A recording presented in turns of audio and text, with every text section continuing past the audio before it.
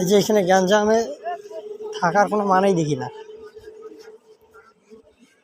এই যে ছাগলের বাচ্চাটা, নিরম বাচ্চাটা গাড়ির মধ্যে অ্যাক্সিডেন্ট হয়ে যে এখন শেষ, মারা গেছে। যে গ্যাঞ্জাম, গাড়ি ছাড়িয়ে দিচ্ছে না।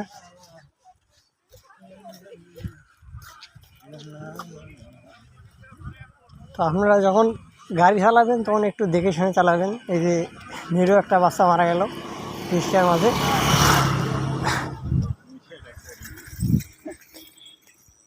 বলার মতো কিছুই নাই, যখন রাস্তা চলবো আমরা তখন দেখে শুনে চললেই হবে।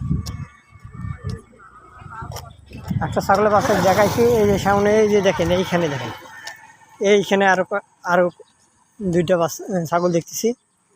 হ্যাঁ, এই যে এইখানকার বাচ্চা।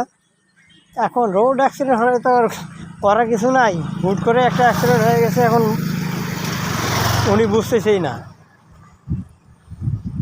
এই যে দেখেন, এখানে পাঁচটা ছাগল ছিল আর কি, এখানে তিনটা, আর ওইখানে ওইদিকে দুইটা, একটা মারা গেছে, একটা নিয়ে গেছে ওইদিকে। কার ভাগ্য কোথায় কি কিছুই বলা যায় না, সব উপরওয়ালার ইচ্ছা। এই যে দেখেন, এখানে তিনটা ছাগল আছে, কি একটা অবস্থা।